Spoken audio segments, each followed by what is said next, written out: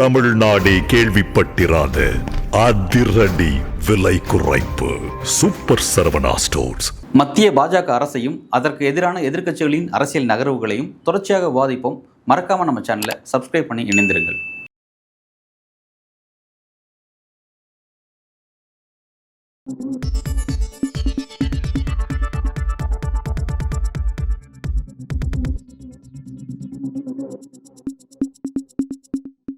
வணக்கம். பீகார் தேர்தல் முடிவுகள் பற்றி இன்று நம்முடன் விரிவாக பேசுவதற்காக பத்திரிகையாளர் திரு அரவிந்த் குணசேகரன் அவர்கள் இணைந்திருக்கிறார். சார் வணக்கம். சார், கருத்து கணிப்புகளே யாரும் எதிர்பார்க்காத வகையில, இன்னும் சொல்ல போனா பாஜகவை எதிர்பார்க்காத வகையில என்டிஏக்கு 200+ அப்படின்ற மாதிரி ஒரு மிகப்பெரிய வெற்றி கிடைச்சிருக்கு. எப்படி பாக்குறீங்க இந்த டைமென்ஷனுக்கு இந்த களம் வந்ததை நீங்க எப்படி பாக்குறீங்க? பொதுவாகவே இந்த தேர்தல் தேசிய ஜனநாயக கூட்டணி தான் பீகார்ல வெற்றி பெற போகிறார்கள் என்பதுதான் தேர்தல் ஆரம்பிப்பதற்கு முன்பாகவே அந்த ஒரு சூழல் இருந்ததை நம்ம களத்துல பார்த்தோம். அதுக்கு பல்வேறு காரணங்கள் இருக்கலாம். ஒன்று, பெண்களுக்கு அந்த 10,000 ரூபாய் மாதம் கொடுத்த அந்த திட்டமும், இரண்டாவதாக ஒரு வலுவான கூட்டணியை பாஜக உருவாக்கியதும், காஸ்ட் அரித்மெட்டிக்கா சமூக ரீதியிலான ஜாதி ரீதியிலான அந்த கூட்டணியை உருவாக்கியதும் எங்களுக்கு சாதகமா இருக்கும்னு நம்ம எதிர்பார்த்தோம். எஸ்ஐஆருங்கிற ஒரு திட்டத்தின் மூலமாக அந்த அந்த காரணத்தினால் இது இந்தியா, குறிப்பாக ஆர்ஜேடிக்கு ஒரு பெரும் பின்னடைவை இதனால் ஏற்படும் என ஆர்ஜேடி தொடர்ந்து கூடி வந்தார்கள். இந்த 3 காரணத்தை தான் நம்மளால கிரவுண்ட்ல பார்க்க முடிஞ்சு. நம்ம ஒரு 160 170 வருவாங்க அப்படிங்கிறதா பொதுவான கருத்தா இருந்துச்சு. ஒரு கம்ஃபர்டபுள் கவர்மெண்டா இருக்கும்னு எல்லாம் எதிர்பார்த்தோம். இந்த மாதிரி ஒரு 200க்கு அதிகமான இடங்கள் பெற்று மிகப்பெரிய ஒரு இமாலய ஒரு அபரீதமான ஒரு வெற்றியை பெறுவார்கள் என யாரும் எதிர்பார்க்கவில்லை. அந்த மாதிரி ஒரு வெற்றி இன்றைய தேதியில் இந்த கூட்டணிக்கு கிடைத்திருப்பது நம்ம இன்டெப்தா படிக்கணும். இப்பதான் ரிசல்ட்ஸ் வந்துருக்கு. முழுமையாக தொகுதி வாரியாக நம்ம படித்தால் மட்டுமே எப்படி எவ்வளவு பெரிய ஒரு வெற்றி. ஏன்னா ஆர்ஜேடி 2020 ஆர்ஜேடி இதே மாதிரி 23% வாக்குகள் தான் பெற்றிருந்தாங்க. 23% வாக்குகளை பெற்று 75 இடங்கள் வெற்றி பெற்றிருந்தார்கள்.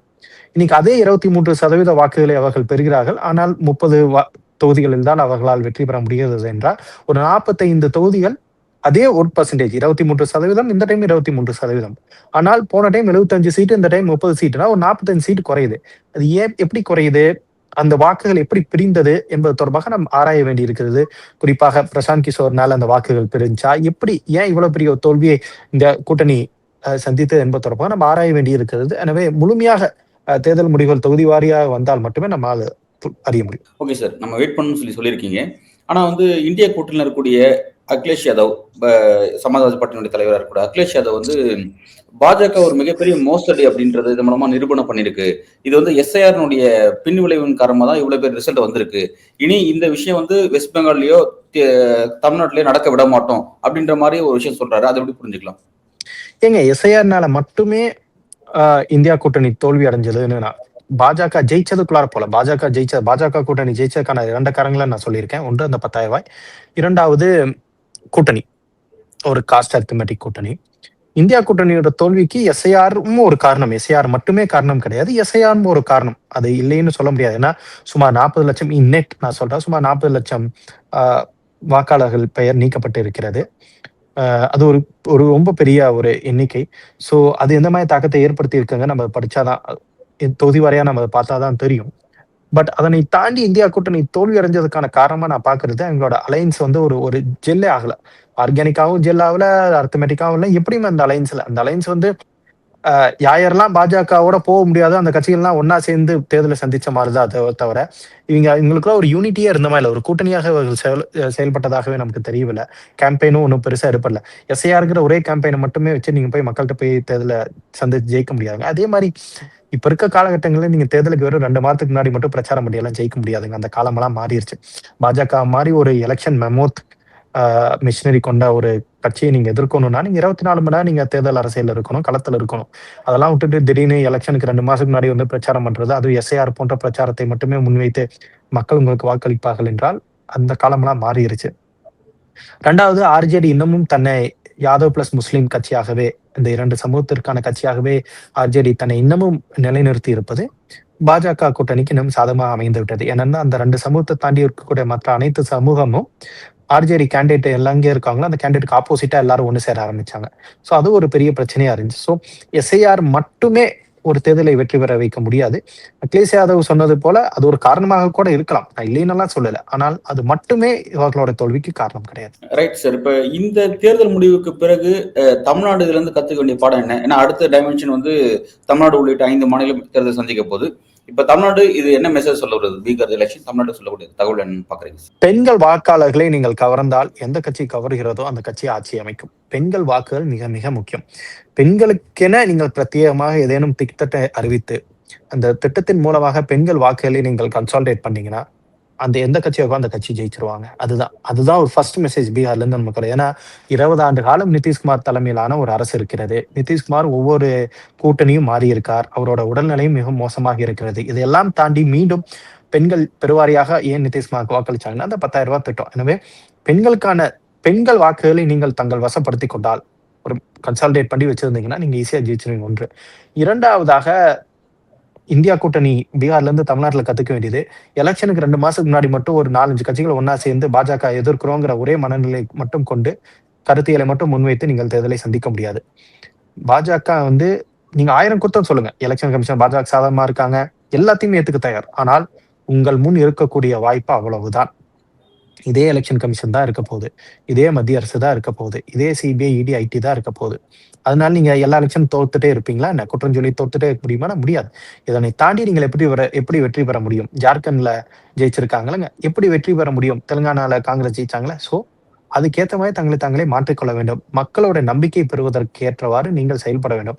சோ தமிழ்நாட்டுல இந்தியா கூட்டணி உடனடியாக இப்ப இருக்கக்கூடிய தமிழ்நாட்டில் இருக்கக்கூடிய இந்தியா கூட்டணி, திமுக தலைமையிலான கூட்டணி மிகவும் வலுவான கூட்டணி.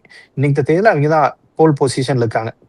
இன்னைக்கு தேர்தல் நடந்தால் வெற்றி பெறுவதற்கான அதிக வாய்ப்பு இருக்கக்கூடிய ஒரே கூட்டணி அந்த கூட்டணி தான்.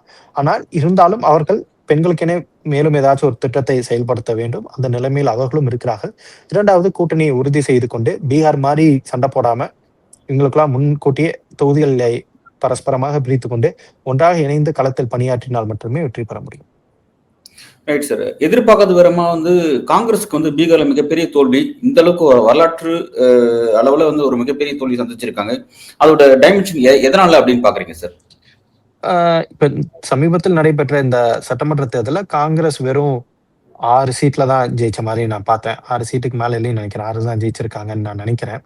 பட் நீங்க ஏன்னா அது காங்கிரஸ்க்கான தோல்வியா மட்டும் நான் பார்க்கல. அது ஆர்ஜேடிக்கும் மிகப்பெரிய தோல்வி தான். ஆர்ஜேடியும் வெறும் 30 சீட்டு கீழே வர்றது இதுதான் முதல் முறைன்னு நினைக்கிறேன். ஆர்ஜேடியோட வரலாற்றுல 30 இடங்களுக்கு குறைவாக ஆர்ஜேடி பெற்றது இல்லை என்று நான் நினைக்கிறேன். நீங்க இது வயசா பாத்தீங்கன்னா கூட, நீங்க ஹிஸ்டாரிக்கா பாத்தீங்கன்னா கூட காங்கிரஸுக்கும் சரி ஆர்ஜேடிக்கும் சரி மிகப்பெரிய ஒரு தோல்வியா இருந்தது வந்து 2010 ஆண்டு நடைபெற்ற சட்டமன்ற தேர்தல். இந்த 2010 ஆண்டு நடைபெற்ற தேர்தல காங்கிரஸ் ஆர்ஜேடி கூட்டணி சேர்ந்து தேர்தலை சந்தித்தார்கள். அப்ப கூட காங்கிரஸுக்கு வந்து 4 சீட் தான் கிடைச்சிச்சு 2010. 8% வாக்கு, 4 சீட்டு. ஆர்ஜேடிக்கு பாத்தீங்கன்னா 19% வாக்கு, 22 சீட்டு. அப்போ இதே மாதிரி ஒரு தோல்வி தான் சந்திச்சிருந்தாங்க. சோ அதே போன்ற மீண்டும் ஒரு மிக ஒரு மோசமான தோல்வி.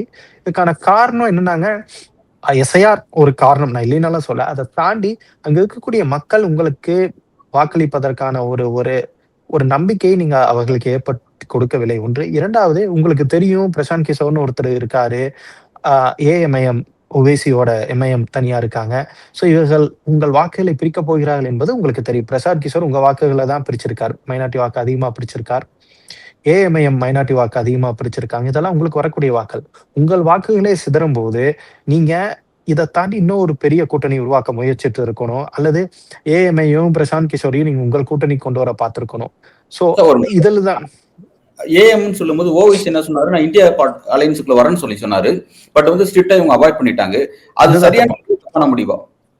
அது தப்பான முடிவுன்னு தான் நான் பாக்குறேன். இன்னைக்கு தேர்தல ஓவைசி கூட ஒரு 5 சீட் ஜெயிச்சிருக்காருங்க. ஓவைசி இன்னைக்கு 5 சீட் ஜெயிச்சிருக்காரு. காங்கிரஸ் 6 சீட்ல லீடிங்ல இருக்கும்போது ஓவைசி 5 சீட் ஜெயிச்சிருக்காரு. ஓவைசி இவ்வளவு வந்திருந்தா இன்னொரு 2% வந்திருக்கும். அது மட்டும் ஜெயிக்க முடியுமானா இல்ல பிரசாந்த் கிஷோர் வந்திருந்தா கூட ஒரு அளவுக்கு டைட்டான ஃபைட்டா இருந்திருக்கும். ஏன்னா இது ஒன் சைடடுங்க. நீங்க நினைச்சு பாருங்க, 200க்கு அதிகமான தொகுதிகளில் பாஜக கூட்டணி முன்னிலையில் இருக்கிறது. இப்படி இருக்கும்போது இது பாஜக கூட்டணிக்கு எதிராக முடிந்த அளவுக்கு அனைத்து கட்சிகளையும் ஒன்றாக இணைத்து ஆர்ஜேடி தன்னோட சீட்ல இருந்து இன்னும் கொஞ்சம் தொகுதியில இவங்களுக்கு எல்லாம் விட்டு கொடுத்து தேர்தலை சந்திச்சிருந்தா இன்னும் கொஞ்சம் டைட்டான எலெக்ஷனா இருந்திருக்கும். இது ஒரு பாடம் தான். தேஜஸ்வி யாதவ் இன்னும் கொஞ்சம் சீரியஸ் பொலிட்டீஷியன் ஆகணும். சேம் கோஸ் வித் ராகுல் காந்தி. தேர்தலுக்கு 2 மாதங்களுக்கு முன்பாக மட்டுமே வந்து மக்களை சந்தித்து தேர்தல் பிரச்சாரம் செய்தால் மக்கள் வாக்களிப்பார்கள் என்ற நம்பிக்கையிலிருந்து வெளியே வர வேண்டும். சார் இன்னொரு டவுட் ஒன்று கேட்குறேன். இப்போ ஓவிசியை பற்றி பேசும்பொழுது வந்து அவர் வந்து பாஜகவோட பி டீமாவே வந்து இந்திய அரசியல் செயல்பட்டு இருக்காரு. ஸோ வந்து ஒரு லாங் டேர்ம் ஸ்ட்ராட்டஜியாக வந்து அவர் இந்தியா அலையன்ஸ்குள்ள கொண்டு வர வேண்டாம் அப்படின்ற இடத்துல தான் வந்து பீகார் அந்த முடிவு எடுத்ததா சொல்லப்படுது. நீங்க அந்த ஓவிசி பாலிடிக்ஸையும் அந்த முடிவையும் எப்படி பாக்குறீங்க? இல்லைங்க, அது நான் எப்படின்னு தான் எனக்கு புரிஞ்சுக்கல. ஏன்னா தெலுங்கானால அதே டேட் அன்னைக்கு பீகார்ல எலெக்ஷன் நடக்கும்போது தெலுங்கானாலையும் பை எலெக்ஷன் நடக்குது. ஜூப்ளி ஹில்ஸ் தொகுதியோட இடைத்தேர்தல், சட்டமன்ற இடைத்தேர்தல். அந்த தொகுதியில காங்கிரஸும் ஏஎம்ஐயும் சேர்ந்து தான் தேர்தலை சந்திக்கிறாங்க. காங்கிரஸ் ஜெயிக்குது. ஏஎம்ஐஎம்மோட ஆதரவு, ஓவைசி கட்சியோட ஆதரவு காங்கிரஸ்க்கு வருது. அது எப்படி? அப்ப அவரும் இந்தியா கூட்டணியில். எனவே பாஜகவுக்கு எதிராக இருக்கக்கூடிய அனைத்து கட்சிகளையும் ஒன்றாக இணைத்தால் மட்டுமே பாஜக போன்ற ஒரு மிகப்பெரிய ஒரு அபார மிஷினரி கொண்ட ஒரு கட்சியை உங்களால் வீழ்த்த முடியும். எனவே இந்த ஈகோ பிரச்சனை எல்லாம் விட்டுட்டு ஒரு பெரிய கூட்டணியை உருவாக்க முயற்சித்திருக்க வேண்டும். ஆர்ஜேடிக்கு தன்னோட கட்சியோட நிலைமை என்னன்னு இப்ப புரிஞ்சிருக்கும்னு நான் நினைக்கிறேன். இது ஒரு வார்னிங் சைன். ஏன்னா 30 இடங்களுக்கு குறைவாக பெற்றிருப்பது என்பது மிகப்பெரிய தோல்வி. ஆர்ஜேடி இதுல இருந்து எப்படி படித்து மீண்டு வருகிறார்கள் என பார்க்க வேண்டும்.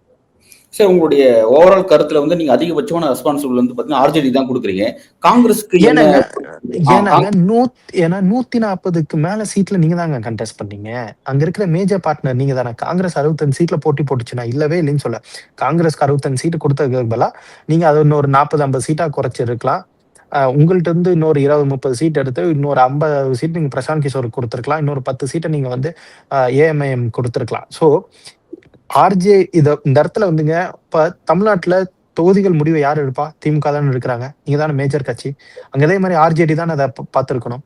ஆர்ஜேடி உங்கள் தலைமையில் தேர்தலை சந்திக்கக்கூடிய ஒரு கூட்டணியில் யாயார்களுக்கு எவ்வளவு தொகுதியில ஒதுக்க வேண்டும், எந்தெந்த கட்சிகளை கூட்டணியில் வைக்க வேண்டும் என்பது அவங்களுக்கான முடிவா தான் இருக்கணும். அதுலயே அவங்க செய்ய தவறிட்டாங்கன்னா காங்கிரஸ் பீகார் போன்ற மாநிலங்களில் காங்கிரஸ் மைனர் பிளே தான். இப்போ தமிழ்நாட்டுல திமுக கூட்டணி தோற்கும் போது நீங்க திமுக கேள்வி வைப்பீங்களா, காங்கிரஸ் கேள்வி வைப்பீங்களா? அதே மாதிரிதானே பீகார் இல்லைங்க. காங்கிரஸ்ங்கிறது காங்கிரஸ் யதார்த்தத்தை புரிஞ்சுக்கணும். காங்கிரஸும் வந்து எனக்கு 60 சீட் வேணும், 70 சீட் வேணும்னு சீட்டை வாங்கிட்டு காங்கிரஸை பொறுத்த வரைக்கும் இது ஒரு பிரச்சனை இருந்துட்டே இருக்குங்க. எத்தனை தொகுதிகளில் போட்டியிடுகிறார்கள் என்பதை அவர்களுடைய வெற்றியாக பார்க்கிறார்களே தவிர அந்த தொகுதிகளில் வெற்றி பெறுகிறோமா இல்லையா என்பதை காங்கிரஸ் கட்சி உணரவே மாட்டேங்கிறாங்க. நாம 60 சீட் வாங்குறதும் 70 சீட் வாங்கி நிக்கிறது முக்கியம் கிடையாதுங்க. அதுல எத்தனை பேர் ஜெயிச்சுட்டு நம்ம எம்எல்ஏவாக போறோம். நீங்க எம்எல்ஏ கேண்டிடேட்டா உங்களுக்கு வர விருப்பமா, எம்எல்ஏவா வர விருப்பமா? அந்த புரிதலை காங்கிரஸ் கட்சி தெளிவாக புரிந்து கொள்ள வேண்டும். அதுக்கேற்றவாறு தங்களை தயார்படுத்திக் கொள்ள வேண்டும். சார் என்னோட நிறைவு கேள்வி என்னன்னா வந்து இப்ப இந்த பீகார்ல இருந்து ஒரு விஷயம் பேசப்படுது. என்னன்னா எஸ்ஏஆர் ஆக்டிவிட்டி செஞ்சதுனால பீகார்ல வாக்கு பர்சன்டேஜ் உயர்ந்திருக்கு, பெண்கள் அதிகமா வாக்கு போட்டிருக்காங்க. எஸ்ஏஆர் நினைச்சு இவங்க பயந்த மாதிரியும் இந்தியா அலையன்ஸ் பிரச்சாரம் பண்ண மாதிரி எதுவுமே நடக்கல அப்படின்ற மாதிரி அதுக்கு வந்து ஒரு ஆதரவான பிரச்சாரம் வந்து இன்னைக்கு அதிமுகவும் பாஜகவும் இந்த ரிசல்ட்டுக்கு அப்புறம் அதிகமா எடுக்கிறாங்க. எப்படி பாக்குறீங்க சார் தமிழ்நாட்டுல இந்த பிரச்சாரத்தை எப்படி பாக்குறீங்க? ஏங்க பீகார்ல வாக்காளர்களோட பர்சன்டேஜ் அதிகமானதுக்கான காரணம் நீங்க சொன்ன மாதிரி ஏனுங்க, இப்போ 100 பேர் ஒரு லிஸ்ட்ல 100 பேர் இருக்காங்க. 100 பேர்ல 50 பேர் வந்து வாக்கு போட்டாங்க அப்படின்னா 50% தான் இருக்கும். நீங்க அந்த 100 பேர்ல இருக்கிற ஒரு 30 பேர் எடுத்துட்டு அதே 50 பேர் வந்து வாக்கு போட்டாங்கன்னா 80க்கு 50ன்னு வரும். அப்ப பர்சன்டேஜ் உயரும். அந்த மாதிரி தானே தவிர அதுக்கும் தெரியல. எஸ்ஐஆர் ஒரு காரணம். எஸ்ஐஆர்ல இருக்கிற எதிர்கட்சிகள் சொல்வது போல எங்களுக்கு ஆதரவான வாக்குகளை நீக்கிவிட்டார்கள் என்ற குற்றச்சாட்டுக்கு பதில் அளித்தே ஆக வேண்டும். அதை தற்போது வரை இந்திய தேர்தல் ஆணையம் தெளிவாக பதிலளிக்கவில்லை. அதை விட்டுருவோம். ஆனால் இதன் காரணமாக வாக்காளர்கள் எண்ணிக்கை அதிகமாகி இருக்கிறது, பெண்கள் அதிகமாக வாக்களித்திருக்கார்கள் என்பது பெண்கள் அதிகமாக வாக்களிப்பதற்கும் எஸ்ஐஆருக்கும் சம்பந்தமே கிடையாது. பெண்கள் அதிகமாக வாக்களித்ததுக்கான ஒரே காரணம் அந்த 10,000 ரூபாய் திட்டம். தேர்தலுக்கு ஒரு மாசம் முன்னாடி பீகார் போன்ற மாநிலத்துக்கு ஒரு 10,000 ரூபாய் கொடுத்தா ரொம்ப பெரிய திட்டங்க. அது அங்க இருக்கக்கூடிய 10,000 ரூபாய்னா நீங்க அது அப்படியே இருக்கக்கூடிய இங்க இருக்க வாழ்வாதாரம், தமிழ்நாட்டுல இருக்கக்கூடிய வாழ்வாதாரம் பாத்தீங்கன்னா அங்க ஒரு 10,000 ரூபாய்னா நான் எக்ஸாக்டா சொல்ல முடியல, ஒரு குறைந்தபட்சம் ஒரு 50,000 ரூபாய் 60,000 ரூபாய் அதுக்கு வரும். சோ அந்த அளவுக்கு ஈக்குவலண்டான மணின்னு நான் பாக்குறேன். அப்படிங்கும்போது அது பெரிய ஒரு தொகை பெண்களுக்கு கொடுத்தாரு. அதன் காரணமா தான் பெண்கள் அதிகமா வாக்களித்து இருக்கிறார்கள். எஸ்ஐஆர்ங்கிறது எஸ்ஐஆர் நம்ம எல்லாமே இன்னும் டீட்டெயிலா படிக்கணுங்க. எஸ்ஐஆர்ல நீங்க எஸ்ஐஆர் நடத்த வேணாம்னு சொல்ல, ஆனா நீங்க எப்படி நடத்துறீங்க? வெறும் ஒரே மாசத்துல தேர்தலுக்கு ஒரு மாதத்துக்கு முன்பாக நடத்தி ஒரு 40 லட்சம் பேர்த்த நீங்க வந்து பெயரை நீக்குவீர்கள் என்றால் அது ஜனநாயகத்துக்கு உகந்ததா? 18 வயது பூர்த்தியான ஒவ்வொரு இந்தியருக்கும் வாக்களிப்பதற்கான உரிமையை இந்திய அரசியல் சாசனம் வழங்குகிறது. அதனை எஸ்ஐஆர் போன்ற ஒரு திட்டத்தின் மூலமாக அதனை நிராகரிப்பதும் அந்த வாக்குரிமையை பறிப்பதும் இந்திய ஜனநாயகத்திற்கு நல்லதல்ல. Right sir. எஸ்ஐஆர் பற்றி எனக்கு ஒரே ஒரு சந்தேகம். பீகார்ல வந்து நீங்க சொன்ன மாதிரி வந்து ஒரு 65 லட்சம் பேர் அதில் நீக்கப்பட்டாங்க. அப்புறம் புதியதாக வந்து ஒரு 20 லட்சம் பேர் வந்து அதில் நீக்கப்பட்டு நெட் ரிசல்ட்டா வந்து ஒரு 40 47 லட்சம் பேர் அப்படிங்கிற மாதிரி நீக்கப்பட்டவங்களோட பட்டியலும் வந்தது. ஆனா என்னன்னா இப்ப இந்த தேர்தல் முடிஞ்சதுக்கு அப்புறம் வாக்காளர் பட்டியல அத வாக்கு நடக்கிற அன்னைக்கு வந்து என் பேர் வாக்குப்பட்டியல இல்லைன்னு சொல்லி பிரச்சனை வரும், அந்த மாதிரி சில இஷ்யூஸ் வரும்னு சொல்லி எல்லாரும் எதிர்பார்த்தாங்க. அந்த மாதிரி செய்திகள் பீகார்ல இருந்து வந்ததா வந்து எங்கேயுமே நியூஸ் ரிப்போர்ட் ஆகல. அதை பத்தி புரிஞ்சுக்க முடியல, அந்த சப்ஜெக்ட் மட்டும் எனக்கு புரிஞ்சுக்க முடியல. அது அதே உங்களுக்கு எப்படி நான் கேட்கல. இப்போ நீங்க ஒரு 40 லட்சம் பேர் வந்து 40 லட்சம் வாக்காளர்கள் வந்து நீக்கப்பட்டிருக்காங்க என்பதுதான் ஒரு கருத்து. ஒரு பொதுவான கருத்து. ஏன்னா 60 லட்சம் பேர்த்த நீக்கியிருக்காங்க. புதிதாக ஒரு 20 லட்சம் பேர் சேர்ந்திருக்காங்க. அப்படின்னா நேற்று வந்து ஒரு 40 லட்சம் பேர். இந்த 40 லட்சம் பேர்த்த நீங்க வந்து 243 தொகுதிக்கு நீங்க பார்த்தீங்கன்னா, ஒரு தொகுதிக்கு 16,000 பேர். ஒரு தொகுதிக்கு 16,000 பேர் இன் ஆன் அன் ஆவரேஜ். அப்படின்னா ஒரு தொகுதிக்கு 16,000 பேர்னா, ஒரு ஒரு ஒரு தொகுதிக்கு ஒரு 300 பூத் இருக்குன்னு வைங்களேங்க. இந்த 16,000 நீங்க 300 பூத்தா எடுங்களேன். நீங்க உங்களுக்கு எவ்வளவு இருக்குன்னா, ஒரு பூத்துக்கு 50 ஓட்டு. ஓகே ஆன் அன் ஆவரேஜ் ஒரு பூத்துக்கு 50 ஓட்டு அவங்க எடுத்திருக்காங்கங்கிறதுதான். சோ ஒரு ஓகே பூத்துக்கு ஒரு 50 ஓட்டு எடுத்ததுன்னா, ஒரு பூத்துல ஒரு 1000 ஓட்டு இருந்தா, ஒரு 1000த்துல 50 ஓட்டு எடுத்தாங்கன்னா, அது ஒரு பெரிய எண்ணிக்கையா இருப்பதற்கான வாய்ப்பு இல்லைங்க. ஒரு பூத்துல ஒரு 50 ஓட்டுன்னா, ஒரு ஜென்யூனாவே ஏதாச்சும் ஒரு பூத்துல ஒரு 10, 20 ஓட்டு எப்பவுமே மிஸ் ஆயிட்டு இருக்கும். அதுல ஒரு 50 ஓட்டு இவங்க இல்லைங்கிறது தான் அதுதான் கணக்கு. அதற்காக எனக்கு போராடல, மக்கள் போராடவே இல்லையே அப்படின்னா எந்த தப்பு நடக்கலைன்னு அர்த்தம் கிடையாது. ஓகே மக்கள் போராடுகிறார்களோ இல்லையோ, வாக்காளருக்கு 18 வயது பூர்த்தி அடைந்த இந்திய குடிமகனாக இருந்தால் வாக்களிக்க வேண்டும், வாக்களிப்பதற்கான உரிமை இருக்கிறது என்பதை இந்திய அரசியல் சாசனம் கொடுக்குது. எனவே நீங்க அப்படி நாங்க வந்து ஒருத்தர் வாக்களிப்பதற்கான உரிமை இருந்து நாங்கள் நீக்கி இருந்தா அவர் வந்து போராடுவாரே, ஏன் போராடலின்னு கேட்டா, பீகார் போன்ற மாநிலங்களில் அவ்வளவு விழிப்புணர்வு இருக்கிறதுக்கு வாய்ப்பு இல்லைங்க. உங்க பேர் இருக்கா இல்லையாங்கிறதே இன்னைக்கு தேதிக்கு எஸ்ஐஆர்ல தமிழ்நாடு போன்ற படிப்பறிவு அதிகமாக கொண்ட ஒரு மாநிலத்திலேயே பெயர் இருக்கா இல்லையா, இந்த பெயரை எப்படி சேர்த்துறதுங்கிறது நாமளே இவ்வளவு குழம்பி போயிருக்கோம். பீகார் அதுக்குன்னு பீகார் நம்ம கொச்சைப்படுத்தி பேசவில்லை. பீகார் மக்கள் கடின உழைப்பாளிகள். ஆனால் அங்க இருக்கக்கூடிய அந்த தொழில்நுட்ப வளர்ச்சி சாமானிய மக்களை இன்னும் தற்போது வரை சென்றடையவில்லை. எனவே இப்ப நீங்க திடீர்னு போய் ஒரு ஒரு 10, 20 பசங்க ஒரு ஒரு 1000 வாக்குகளுக்கு ஒரு 10, 20 பேர்த்தோட பேரை நீக்கி இருந்தாங்கன்னா, அது ஒரு பெரிய போராட்டமா இருக்காது. அங்க இருக்க மக்களுக்கு போயிருப்பாங்க, பார்த்து இல்லைனோ நீங்க ஓட்டு போட முடியாதுன்னு ஏதோ எங்க டாக்குமெண்ட் மிஸ் ஆயிருக்கு, பேப்பர் இல்லைன்னு இங்க வந்துருவாங்க. அவ்வளவுதானே தவிர, ஒரு பூத்துக்கு 50 வாக்குகள் தான் நீக்கப்பட்டிருக்கு. ஒரு 1000 வாக்குல 50 வாக்கு நீக்கப்பட்டிருக்கு. அதனாலதான் அது பெரிய போராட்டமா உங்களுக்கு தெரியல. இப்ப நீங்க ஒரே பூத்துல 1000 வாக்குல 500 வாக்கு நீக்கி இருந்தாங்கன்னா, நீங்க சொன்ன மாதிரி ஒரு 500 பேர் ஒண்ணா போய் போராட்டம் பண்ணுவாங்க.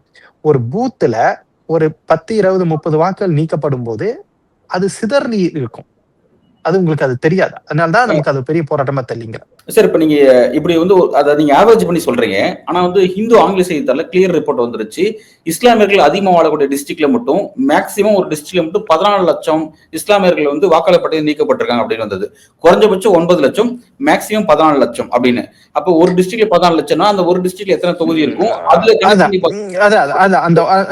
நீங்க சொல்ல கேட்டு ஒரு டிஸ்ட்ரிக்ட்ல ஒரு 14 லட்சம்னா ஒரு டிஸ்ட்ரிக்ட்ல ஒரு 6 தொகுதின்னு வச்சுக்கலாமே, ஒரு 8 தொகுதின்னு வச்சுக்கலாமே. இந்த 8 நீங்க 14 லட்சமா பிரிக்கிறீங்க. ஒரே தொகுதியில 14 லட்சம்ங்கிறது நான் எக்ஸாக்டா எனக்கு டேட்டா தெரியல. அதை ஒரு டைம் நான் கிராஸ் செக் பண்ணிக்கிறேன். அப்படி இருந்தா நீங்க சொன்ன நம்பர்ஸ் பெரிய நம்பர்ஸ்.